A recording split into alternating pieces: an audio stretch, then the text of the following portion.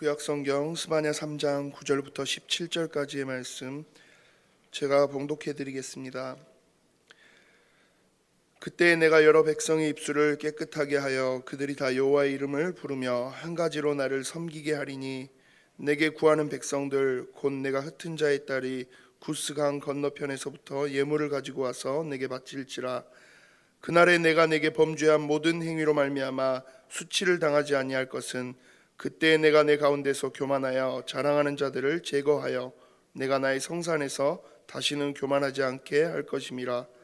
내가 공고하고 가난한 백성을 내 가운데에 남겨두리니 그들이 여호와의 이름을 의탁하여 보호를 받을지라. 이스라엘의 남은 자는 악을 행하지 아니하며 거짓을 말하지 아니하며 입에 거짓된 혀가 없으며 먹고 누울지라도 그들을 두려워할 자가 없으리라. 시온에 따라 노래할지어다. 이스라엘아 기쁘게 부를지어다. 예루살렘 따라 전심으로 기뻐하며 즐거워할지어다. 여호와가 내 형벌을 제거하였고 내 원수를 쫓아냈으며 이스라엘 왕 여호와가 내 가운데 계시니 내가 다시는 화를 당할까 두려워하지 아니할 것이라. 그날에 사람이 예루살렘에 이르기를 두려워하지 말라. 시온아 내 손을 늘어뜨리지 말라. 너의 하나님 여호와가 너의 가운데에 계시니 그는 구원을 베푸실 전능자이시라. 그가 너로 말미암아 기쁨을 이기지 못하시며 너를 잠잠히 사랑하시며 너로 말미암아 즐거이 부르며 기뻐하시리라 하리라. 아멘. 하나님께서 남겨둔 자 제목으로 담임 목사님 말씀 주시겠습니다.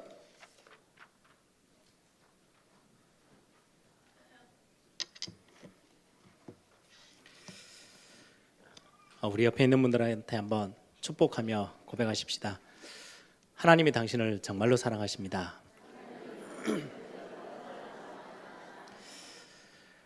성경의 고백대로 한번 해볼까요? 여기 17절에 보면 너로 말미암아 기쁨을 이기지 못하시며 너를 잠잠히 사랑하시며 라고 되어 있는데요, 하나님이 당신을 인하여 기뻐하십니다. 한번 고백하실래요?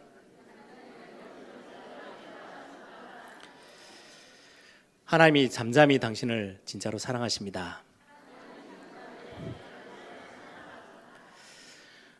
저와 여러분이 오늘 또 이제 예배하러 나오셨는데, 여러분들 예배 안에 감춰져 있는 굉장한 비밀들이 많이 있습니다. 이걸 잘 모르면 예배 나오는 게 그냥 뭐 크게 달라지는 점이 없는 시간처럼 보입니다. 주일날 되어지면 정해진 시간에 가서 예배하고 그냥 돌아오는 성도들이 정말 많거든요. 한국 교회만 해도 꽤 많은 교회가 있고 거기에 많은 성도들이 주일날 예배하러 가죠. 이제 교회에 또 안 나가면요, 몇 주 한두 주 빠지면 또 신방 옵니다. 전사님들이 또 목사님 딱 데리고 또 신방 오죠. 어쩔 수 없이 또 그러면 또 와야 돼요. 억지로라도 와서 이제 앉아 있는 시간에 예배가 된다면 참 많이 진짜 중요한 응답들은 다 놓치고 있지 않을까라는 생각이 듭니다. 서론적으로 시편 103편에 잠깐 보면은요, 시편 103편은 다윗이 기록한 고백한 찬양시입니다. 다윗이 뭐라고 고백하냐니까, 다윗은 예배에 대한 굉장한 비밀을 가지고 있었던 사람이잖아요. 그가 뭐라고 고백하냐니까, 내 영혼아 여호와를 송축하라. 내 속에 있는 것들아 다 그의 거룩한 이름을 송축하라. 내 영혼아 여호와를 송축하며 그의 모든 은혜를 잊지 말지어다. 그가 내 모든 죄악을 사하시며 내 모든 병을 고치시며 내 생명을 파멸해서 속량하시고 인자와 긍휼로 관을 씌우시며 좋은 곳으로 내 소원을 만족하게 하사 내 청춘을 독수리같이 새롭게 하시는도다. 이게 다윗이 하는 고백이에요. 하나님의 은혜가 너무너무 크고 하나님의 은택이 너무 커서 매번 나에게 좋은 것으로 채우시는 그 하나님, 내가 그 하나님을 찬양하고 송축합니다. 예배할 때마다 그렇게 찬양했던 다윗. 그러면서 뭐라고 고백하냐니까 8절에 보니까 여호와는 긍휼이 많으시고 은혜로우시며 노하기를 더디하시고 인자하심이 풍부하시도다. 하나님이 하나님을 경외하는 자, 하나님을 사랑하고 예배하는 자에게 행하시는 굉장한 축복들이 뭐냐니까, 노하기를 더디하시고 하나님의 인자하심, 사랑과 은혜가 풍부하다. 그러면서 9절에는요, 자주 경책하지 아니하시며, 경책한다는 말은 막 경고하고 책망한다는 말이죠. 노를 영원히 품지 아니하시고 10절에는 죄를 따라 우리를 처벌하지 아니하시고 죄악을 따라 우리에게 그대로 갚지 아니하시는 하나님, 그 하나님의 은혜가 커서 하나님을 송축하고 하나님 앞에 영광 돌리고 그 하나님을 예배한다라는 고백이죠. 12절에 보면 동이 서에서 먼 것 같이 우리의 죄가를 우리에게서 멀리 옮기셨으며 아버지가 자식을 긍휼히 여긴 같이 여호와께서는 자기를 경외하는 자들을 긍휼히 여기신다. 하나님을 경외하는 자를 하나님이 긍휼히 여기시고 은혜를 베푸시고 사랑하신다라는 고백입니다. 그러면서 20절 22절에 보면 능력 있어 여호와의 말씀을 행하며 그의 말씀의 소리를 듣는 여호와의 천사들이여 여호와를 송축하라. 하나님의 은혜가 무엇인지 알고 하나님의 긍휼하심을 입었던 이 비밀을 알고 있는 하나님의 사람 다윗이 하나님 앞에 예배할 때요, 그 예배하는 중에 하나님의 음성을 듣고 하나님의 말씀을 듣는데 이 말씀을 행하는 일에 심부름하는 하늘의 천사여 여호와를 송축해라. 그러면서 21절에 그에게 수종들며 그의 뜻을 행하는 모든 천군이여 여호와를 송축하라.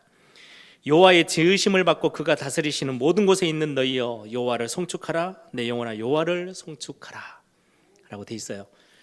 다윗은 하나님의 은혜가 뭔지를 알고 하나님의 긍휼하심이 얼마나 큰지를 알고 그 하나님을 경외하는 자에게 하나님이 베푸시는 노를 더디하시고 책망한 것들을 계속하지 않고 긍휼을 베푸신 그 하나님 앞에 예배하는데 그 예배 시간에 어떤 일들이 일어나는지를 알고 있는 거죠.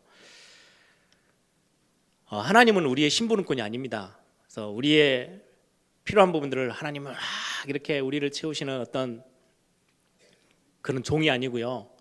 전능자 하나님이 우리의 필요를 아시고 하나님이 우리를 위해서 지어놓으신 천군 천사들을 동원하셔서 하나님의 뜻을 이루시고 하나님의 말씀을 행하시는 그 일에 심부름 시키셔요. 이 비밀을 알고 있는 다윗은 예배할 때마다 이 하늘의 어마어마한 비밀들을 누리는 시간이었죠. 그냥 단순한 예배가 아니고 단순한 말씀 듣는 시간이 아니고 하늘 보좌가 움직이고 하늘의 천군과 천사들이 동원되어지는 어마어마한 시간 알고 있었던 다윗이기 때문에요. 예배하는 걸 얼마나 귀하게 여겼는지 몰라요. 우리가 그냥 단순히 와서 예배하는 게 아니고 진짜 다윗이 가지고 있었던 이 영적 비밀을 저와 여러분이 알고 있다면 오늘 잠깐의 예배가 굉장한 응답의 시간이 될 것입니다. 이걸 모르면은요 굉장히 피곤한 시간이 돼요. 하루 종일 아침부터 일찍부터 나와가지고 예배하고 또 오늘 같은 날은 또 중직자 대학원이 있는 주간이잖아요. 오후 늦게까지 또 같이 훈련하고 해야 돼요. 어떻게 보면 굉장히 피곤하고 지난번 메시지 나눈 것처럼 다 아는 이야기 또 계속 반복되어지는 것처럼 들려지면 굉장히 짜증나는 시간이 될 수 있어요. 그런데 영적 비밀이 진짜 있는 예배 시간, 말씀이 선포되어질 때 저와 여러분 이 자리에 있는데 아멘 하고 있는데 그 아멘이라는 그 언약을 우리가 마음에 담는 그 시간, 하늘의 천군과 천사들은요 이 말씀이 성취되어진 여러분들의 가정, 여러분들의 직장, 현장, 우리의 후대들, 우리의 상황, 이 나라, 이 민족, 하나님이 하늘 군대를 파송하셔서 하나님의 뜻을 이루시고 하나님의 말씀을 행하세요. 이 비밀의 시간이 예배의 시간이면 얼마나 귀합니까? 그 응답들을 여러분들이 찾아내는 그런 축복의 날이 꼭 되기를 바랍니다. 지난 한 주 이렇게 TV를 잠깐 이렇게 보면 세월호 인양한다고 막 일주일 내내 떠들었던 것 같아요. 그걸 보면서 참 안타깝고 남은 이제 시신이라도 어떻게든지 보고 싶어서 안다라는 그 부모님들의 모습들도 보면서 야 진짜 이 나라가 당한 재앙 중에 굉장히 큰 재앙, 수백 명의 아이들이 그냥 한 날 다 이 땅을 떠났으니까요. 얼마나 큰 재앙입니까? 이런 걸 보면서 참 많이 가슴 아프고 또 뿐만 아니라 그건 그것대로 또 이 나라 이 민족은요 뭔가 모르게 이게 의견 차이가 있는 게 아니에요.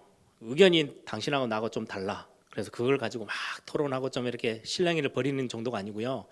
저 밑바닥에서부터 이념이 달라요. 그 때문에요. 아예 생명 걸고 싸워요. 이 조그마한 나라에 이건 심각하게 나라를 뒤흔들 만한 굉장히 큰 위기의 순간일 수 있어요. 그런데 정치인들은 그거를 어느 정도 봉합하고 같이 하나가 힘이 되게 해서 끌고 나가야 될 굉장히 정치 지도자들이 그런 어떤 생각들이 있어야 되는데, 거기도 다 자기 나름대로의 이념 이것 가지고요 모든 잣대를 거기다 갖다 대고 있어요. 참 많이 안타깝다. 이게 맞다 틀리다를 떠나서 이 나라의 민족 하나님 정말로 불쌍히 여기셔야 되는데, 지난주 느헤미야의 기도처럼 한두 사람의 믿음의 사람들이, 언약의 사람들이 기도하기 시작한다면 하나님은 굉장히 중요한 응답으로 채우실 것입니다. 전도자들이 있는 나라, 기도의 사람들이 있는 민족은 하나님이 버리신 적이 없거든요. 뿐만 아니라 우리의 가정 가문, 우리의 후대들은요 지난주 메시지처럼 성벽 다 무너져 버렸어요. 보호망이 없어요. 지켜낼 게 없어요. 여러분들 부모님들이 얼마만큼 여러분들을, 자녀들을 따라다니면서 보호할 수 있을 거라고 생각하십니까? 거의 중학교 올라가면 다 포기해야 되죠. 자기 방문 들어가는데 집 안에 있는데도요 문 딱 닫고 가면서요 들어오지 마세요 써놓고 자기들의 아성을 딱 쌓아요. 이 아이들이 이제 밖에 나가면 지켜낼 수 있냐? 없어요. 버틸 만한 성벽이 없어요. 흑암 세력들이 영적으로 마음껏 다 짓밟아도요 아무도 대책도 없어요. 성전 무너졌다라는 거는요 예배, 영적인 거 보호막 없다라는 말이 되고요, 성벽이 무너지는 거는요 사회적으로, 문화적으로 엄청난 공격이 들어오는데도요 막아설 수 없다는 말이 돼요. 이런 현장을 두고 느헤미야처럼 애통하는 기도를 가지고 우리 후대와 우리 가정 가문을 놓고 기도할 수 있는 단 한 사람이 있다면 하나님은 회복하실 것입니다. 그래서 여러분들이 진짜 중요한 좀 기도의 날들을 하나하나 찾아내서 회복하는 그런 축복이 꼭 있기를 바랍니다. 오늘 스바냐서를 같이 읽었는데요, 스바냐 선지자의 이름을 따서 스바냐라는 이름에 붙은 성경입니다. 스바냐가 활동했던 시기가 여러분들 좀 잘 참고해 보셔야 돼요. 지금부터 한 2600년 전, 그러면 주전 한 600년 전이라는 이야기죠. 꽤 오래됐어요. 아니 뭐 2600년 전의 이야기를 우리가 오늘 21세기를 살고 있는 저와 여러분이 왜 오늘 이 말씀을 우리는 붙잡아야 됩니까? 들을 이유가 있습니까?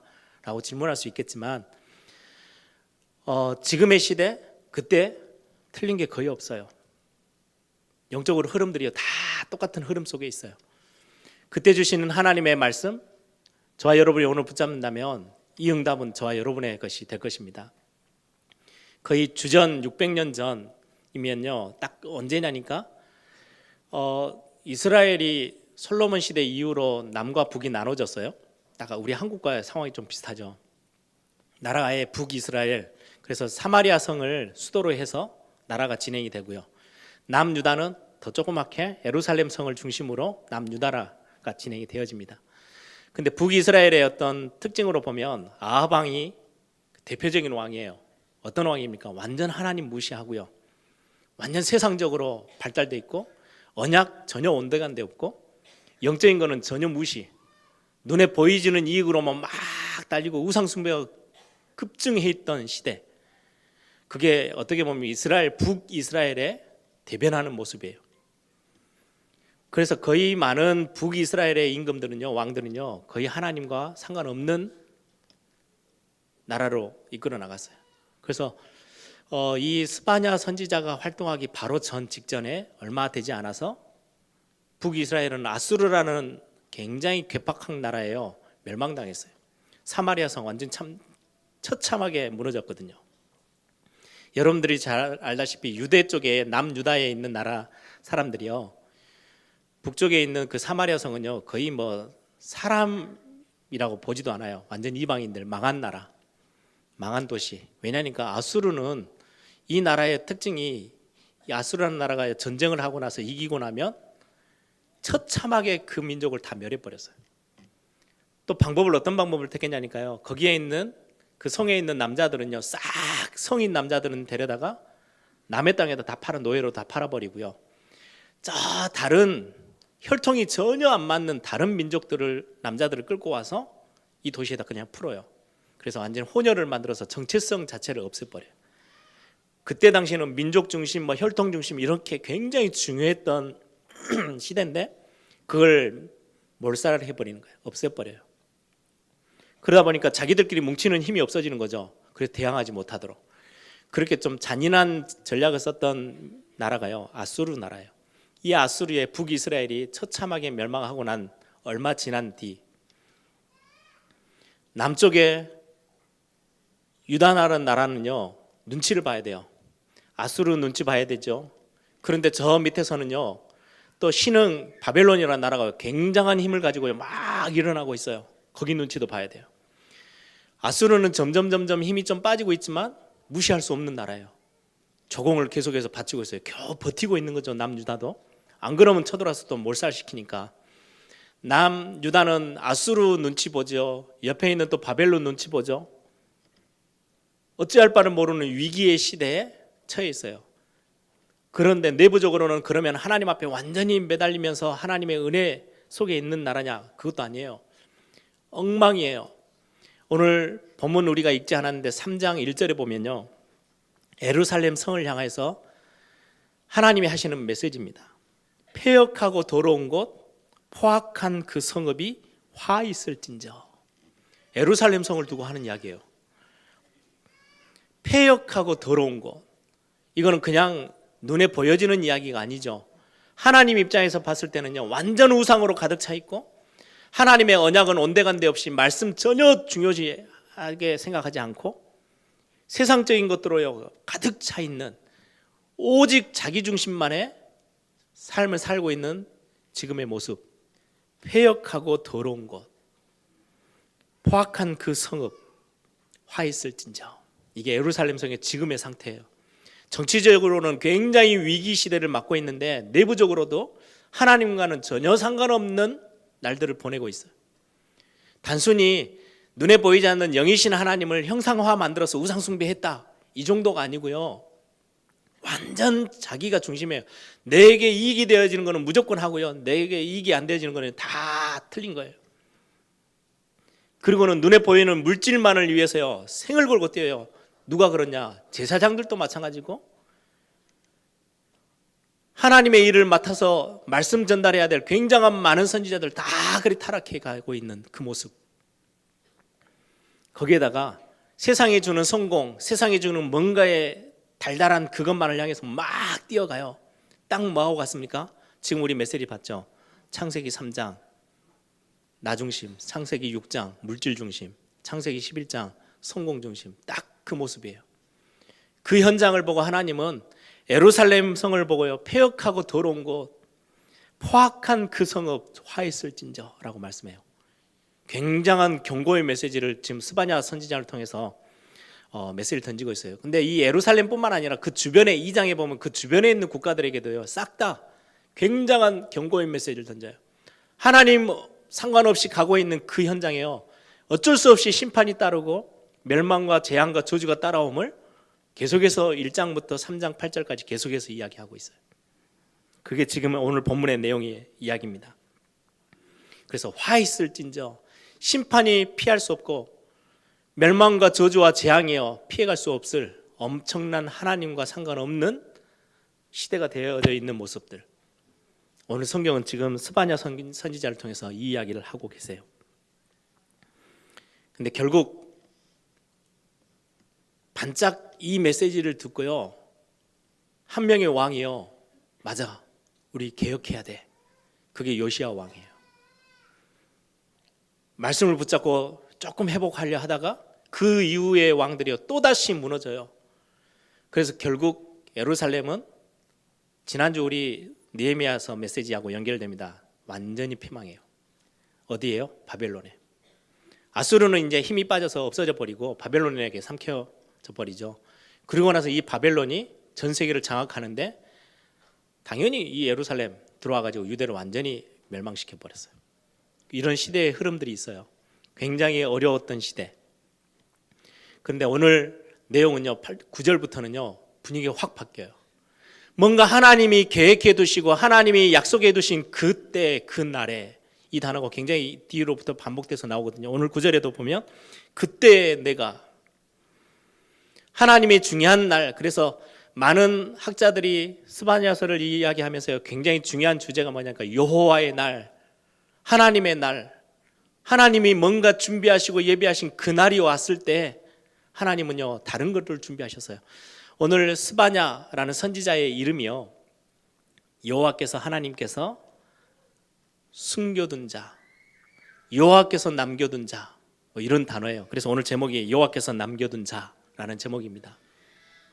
시대가 이렇게 어려운데 어떻게 합니까? 멸망과 심판과 재앙과 저주가 가득 차 있어야 될 부분들을요, 지금 이 선지자를 통해서 계속해서 경고하거든요. 빨리 회복해야 돼, 깨닫고 빨리 우리가 회개하고 나와야 돼 라고 이야기하는데요, 알아듣는 사람이 없어요. 그러면 완전히 망해야 되잖아요. 하나님은 하나님의 백성들을 그렇게 두신 적이 없어요. 어느 날 하나님이 정해주신 중요한 시간표가 왔을 때는 하나님이 아주 소수예요. 극소수. 민주주의는 다수주의로 가지만 하나님의 방법은요 많은 숫자가 아니었어요. 항상 작은 숫자였어요. 굉장히 극소수의 사람, 하나님이 하나님을 의지하고 하나님을 경외하고 하나님의 말씀을 사모하는 몇몇 남은 자들을 두셨어요. 그들을 통해서요 시대를 다 바꾸셨거든요. 오늘 지금 그 이야기를 하는 거예요. 말 그대로 이름까지 하나님이 남겨둔 사람, 하나님이 숨겨둔 사람이라는 단어의 이름을 가진 스바냐를 하나님이 부르셔서 하나님의 말씀을 지금 전달하고 있는 거죠. 여러분, 위기 속의 소망 하나님이요 예비해 두셨거든요. 그래서 이 나라 이 민족을 보면서, 우리의 지금의 시대를 보면서 우리는 그냥 포기하고 낙심하는 게 아니고요, 하나님의 언약을 붙잡아야 될 중요한 시간표가 왔습니다.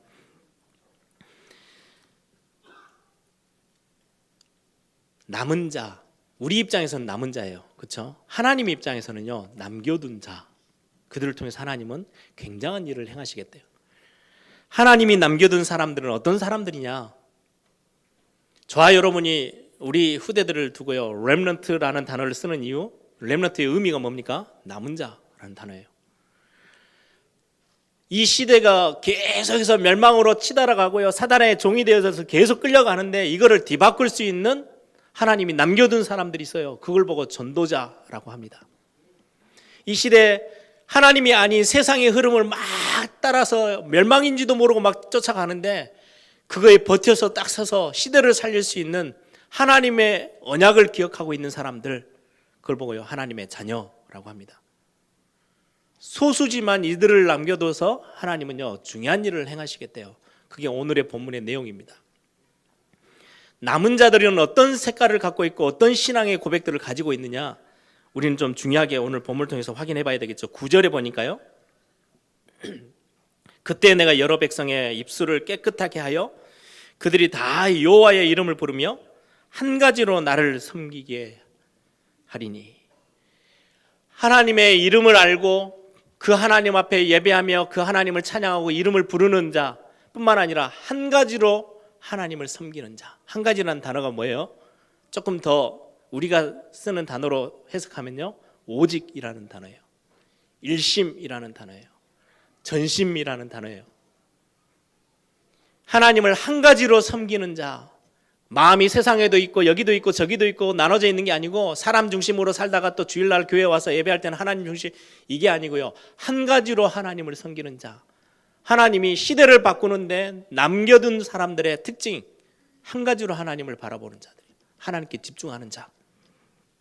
10절에 보면요, 내게 구하는 백성들, 하나님께 기도할 수 있는 비밀의 사람들, 기도의 비밀이 뭔지를 알고 있는 사람, 느헤미야 같은, 다니엘과 같은, 시대가 어려울 때 하나님 앞에 기도했던 사람들.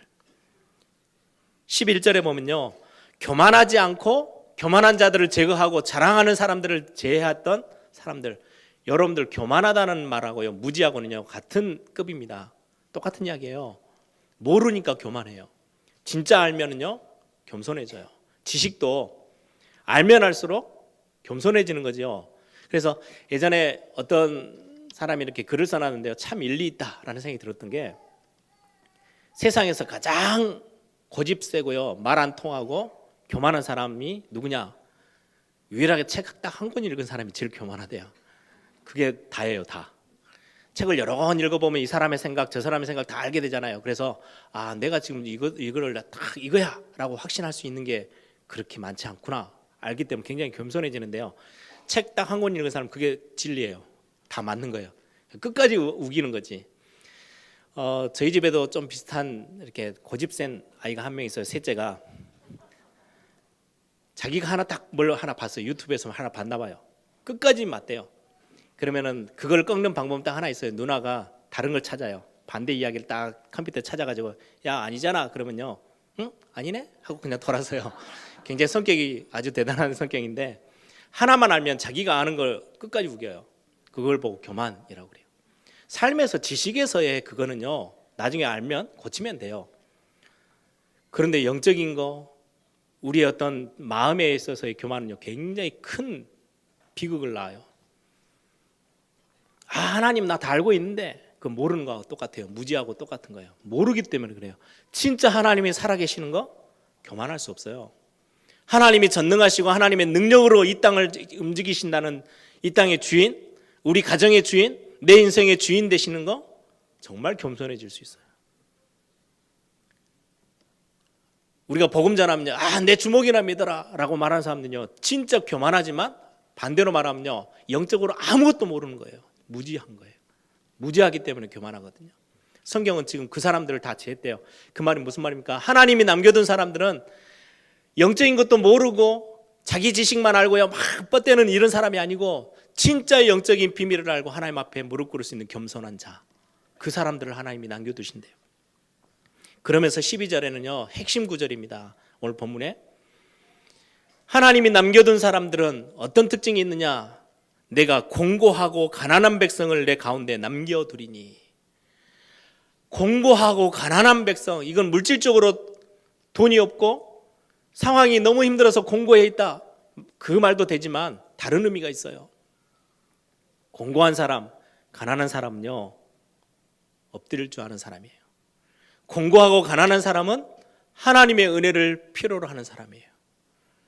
마음이 가난한 자는 복이 있나니 천국이 저희 것이며, 신약 성경에도 말씀하시죠. 그 의미가 있어요. 공고하지 않고 가난하지 않으면 하나님의 은혜 굳이 필요로 하지 않거든요. 제 신학교 다닐 때도 보면 저희들은요, 저 같은 경우는 이제 아버지가 뭐 이렇게 목회 시작하신 지가 얼마 안 되니까 경제적으로 굉장히 어려웠었던 것 같아요. 그러다 보니까 이제 밥 한 끼, 두 끼 이렇게 챙겨서 먹는 게 굉장히 커요. 돈이 별로 없으니까. 그런데 저희 학교 다닐 때가 오래됐잖아요. 그런데 그때 다 자가용 몰고요 학교 다니는 애들도 있었어요. 굉장히 잘 나가는 애들이죠. 배경도 있고 실력도 괜찮고 돈도 많고 집이. 근데 뭐 딱 100%다 그렇진 않지만 대부분 뭔가 이렇게 배경이 든든한 친구들은요 목회 끝까지 안 가요. 가다 다 그만둬요.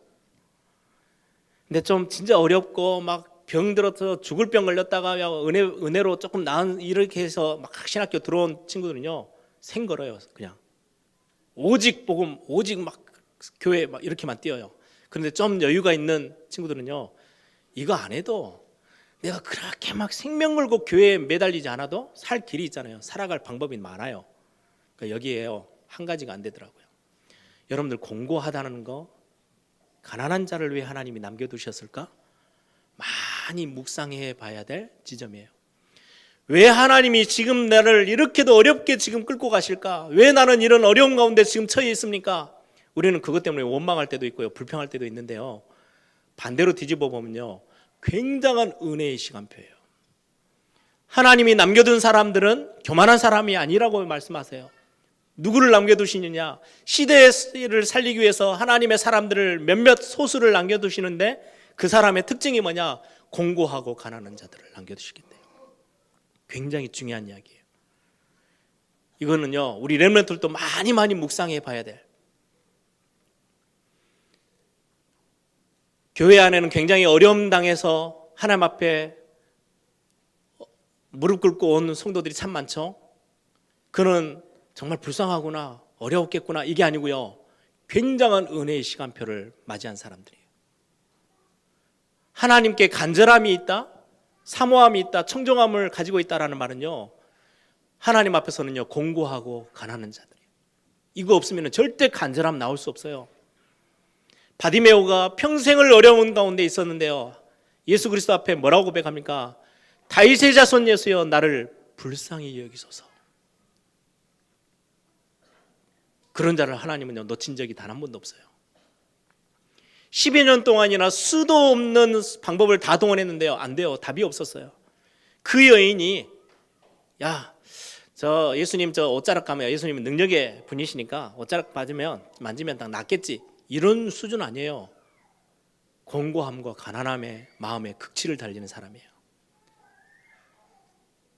세상의 모든 것 다 나를 도와줄 수 있는 거 아무것도 없는데 저 예수님이라면, 저분이 그리스도라면 내가 내 인생 바꿀 수 있어. 이 간절함을 가지고요 뒤에 가서 옷자락 만졌어요. 죽음을 각오하고 갔던 그 상태. 하나님이 한 시대 살릴 중요한 전도자와 렘넌트와 한 시대 하나님의 사람들을 찾고 계시는데 누구를 찾느냐? 공고함과 가난한 가운데 있는 사람들, 마음이 그런 사람들.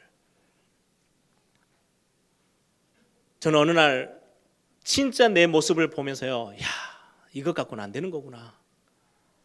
진짜 하나님 나에게는 은혜가 필요한데요, 이 고백 앞에요 하나님이 저에게요 많은 응답을 주셨어요. 여러분들 오늘 이거 회복하는 중요한 축복의 시간이 되기를 바랍니다. 하나님 저 은혜 필요해요. 오늘 주일날 여러분들 오셔서 무슨 기도합니까? 이거 해주세요, 저거 해주세요. 그거 가지고 뭐 하시려고요? 하나님 나에게 은혜가 필요해요. 나는 오늘 하나님, 내가 진짜 공고함과 가난함 가운데 오늘 또 하나님을 뵙습니다. 하나님이 나에게 은혜 주시지 않으면, 하나님이 나를 보호해 주시지 않으시면 나는 답이 없어요. 그래서 나에게는 오직 그리스도만 필요해요. 오직 하나님의 은혜가 필요해요. 이렇게 하나님 앞에 집중할 수 있는 사람을 하나님이 한 시대에 바꾸려고요 남겨두셨대요. 시편, 아까 제가 103편 읽었는데 14절을 보면요, 우리가 먼지뿐임을 기억하시고, 하나님이 우리가요 먼지 같은 인생이라는 걸 하나님이 너무 잘 아신대요. 우리는 먼지 아닌 것처럼요 대단한 것처럼 뛰고 다녀요. 하나님은 우리를 너무 잘 아세요. 다윗은 내가 먼지뿐임을 하나님은 아시고 나를 인도하시는 하나님. 다윗은 그렇게 고백해요. 왕된 자리에서요 그렇게 고백했어요. 하나님이 그 다윗을 단 한순간도 놓치지 아니하시고 사용하셨죠. 이 공고함과 가난함, 이 단어를 여러분들이 이번 한 주 좀 깊이 묵상해 보시는 시간이 있기를 바랍니다. 그러면서 하나님이 회복의 메시지를 주십니다. 이 남은 자, 하나님의 이 마음에 드는 사람들을 하나님이 부르시고 남겨두셔서 어떻게 하시느냐? 14절에요 1장부터 시작해서 계속 심판, 멸망, 저주, 재앙 이야기를 하시다가 14절에는 완전히 분위기가 바뀝니다. 하나님의 날이 오면 시온에 따라 노래할지어다, 이스라엘아 기쁘게 부를지어다, 예루살렘 따라 전심으로 기뻐하며 즐거워할지어다. 하나님이 위기 가운데서 이 남은 자 몇몇 사람들을 통해서 하나님은요 완전한 응답을 회복하실 거야. 최고의 회복의 메시지를 던졌어요. 그러면서 15절에 뭐라고 말합니까? 여호와가 내 형벌을 제거하였고 내 원수를 쫓아냈으며 이스라엘 왕 여호와가 내 가운데 계시니 내가 다시는 화를 당할까 두려워하지 아니할 것이라. 여기에 이스라엘 왕 여호와, 이 단어에 좀 집중해 보세요. 이스라엘은 왕이 따로 있어요. 이런저런 훌륭한 왕도 있고 이상한 왕도 있고 다 있었는데요, 오늘 성경 보면은 뭐라고 말합니까? 이스라엘의 왕은 하나님이시라고요. 너희 가운데 이 이스라엘의 왕 되신 하나님이 계시기에 두려워할 이유 없어. 여러분들의 가정의 주인이 누구십니까? 여러분들의 인생의 주인이 누구십니까? 여러분들이 지금 산업하고 있는 그 산업의 현장의 주인은 누구십니까? 저는 오늘 이번 주에도요 이 메시지 준비하면서요 또 WRC 준비하는 스태프들하고요 그 고백했어요. WRC의 주인이 누구지? 하나님이시잖아. 우리가 뭔가를 대단하게 하는 게 아니고 그 일에 이루시는 그 주인은 하나님이셔. 내 인생의 주인 하나님이셔. 그러면 말씀 준비하면서 하나님, 애일교회의 주인 누구십니까? 하나님 아니십니까? 그 하나님이 원하시는 것 따라 살게 하옵소서 기도했어요. 이스라엘의 왕 여호와 하나님이 너희 가운데 계시니 너희가 다시는 화를 당할까 두려워하지 아니로도다. 여러분들에게 주시는 메시지예요. 그러면서 16절에요 굉장히 중요한 메시지입니다. 하나님이 중요한 하나님의 날에 저와 여러분들 남은 자들을 쓰셔서 전도자를 부르시고 렘넌트를 부르시고 하나님의 자녀들을 언약 기억하고 하나님의 은혜를 사모하는 자들을 부르셔서 회복할 거기 때문에 네 손을 힘 다 빼고 포기 상태로 늘어뜨리고 있지 마라고 이야기해요. 16절에 그렇게 이야기하죠. 시온아 내 손을 늘어뜨리지 말라. 힘 다 빠져버렸을 때, 낙심될 때 나오는 태도죠. 힘 다 빠져가 쭉 늘어져가지고요. 나는 아무것도 아닌가 봐. 나는 실패자야. 나는 어쩔 수 없어. 나는 아무리 해도 안 돼. 제가 이 본문을 딱 보면서 기억났던 찬양이에요. 우리 2009년도에 너를 지키시는 주 우리 렘넌트 대회 때 주제가였는데요. 너의 과거 뒤에서 너를 지키시는 주. 타락은 너의 것이 아니야. 상처는 너의 것이 아니야. 실패는 너의 것이 아니야. 참된 용기가 너의 것이야. 2절에 보면요, 오늘 너의 옆에서 지키시는 주가 있기 때문에 태만은 너의 것이 아니고 포기도 너의 것이 아니고 시기 질투도 너의 것이 아니야. 도전이 너의 거야. 이 찬양 가사가 떠올랐어요. 여러분 팔 힘 다 빼고 늘어뜨리고 있지 마십시오. 하나님이 여러분들을 향해서 하실 일들이 굉장히 많이 남아 있습니다. 시온아 내 손을 늘어뜨리지 말라. 나는 왜 이렇게 안 되는 사람일까요? 나는 내 스스로 포기하고, 그게 사단의 메시지입니다. 세상의 속임수가요, 야 너는 아무것도 아니야. 너는 능력이 없잖아. 너는 실패자야. 너는 할 수 없어. 안 돼. 세상은 수도 없이 여러분들을 공격해서요 속여 들어와요. 하나님 뭐라고 말씀하신지 아세요?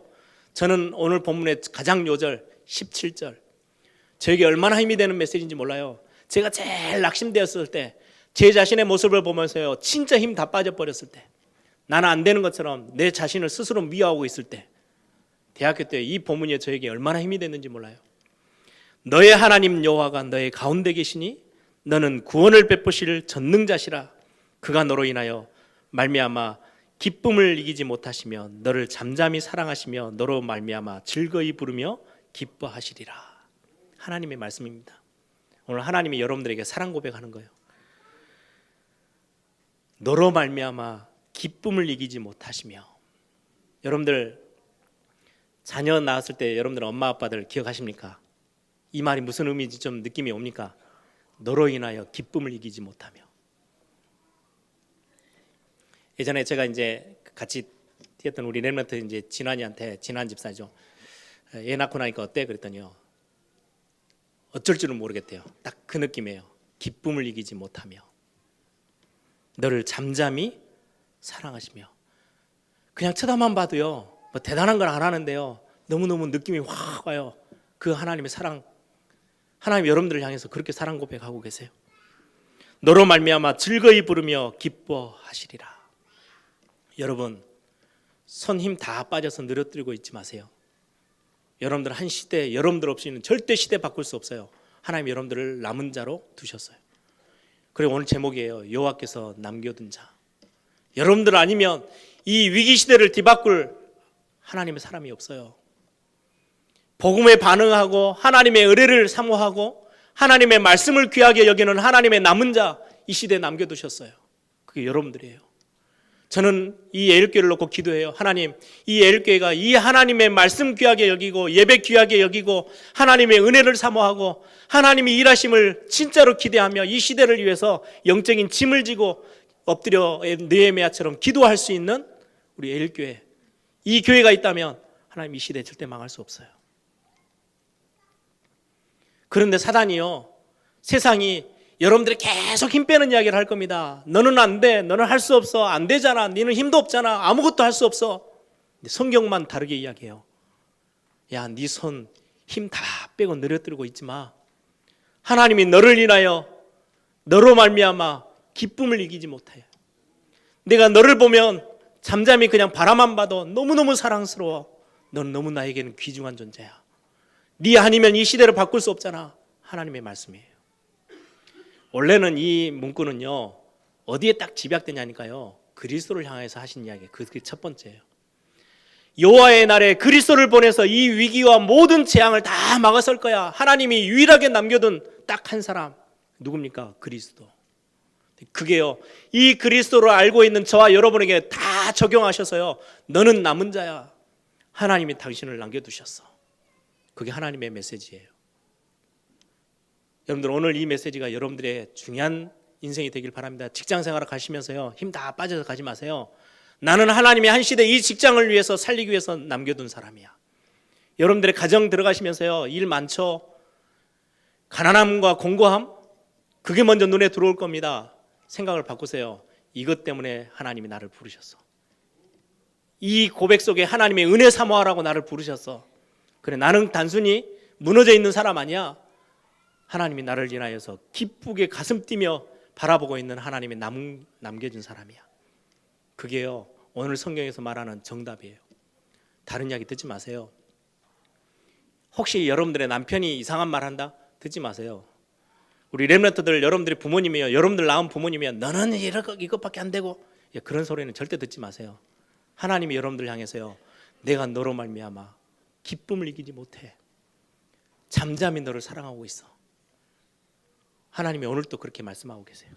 함께 기도하겠습니다. 여러분 아니면,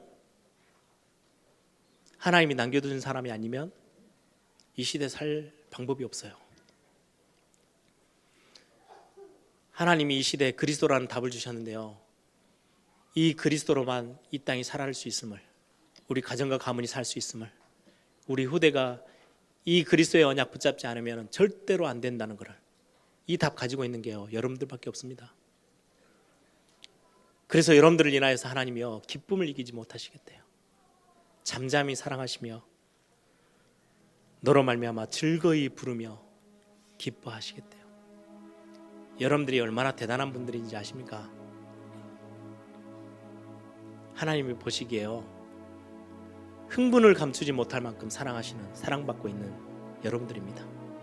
하나님, 제가 우리의 현장에, 내 직장에, 내 산업에, 나의 인생 가운데 이 하나님의 음성 붙잡고 다시금 힘 다 빼고 손 늘어뜨리고 있던 내 인생이라면 다시금 도전하고 하나님의 은혜 속에서 새롭게 시작할 수 있는, 그래서 이 시대 살릴 수 있는 전도자로, 렘넌트로 든든히 서 있는 응답의 사람 되게 하옵소서. 우리 한번 다 같이 한번 기도합니다.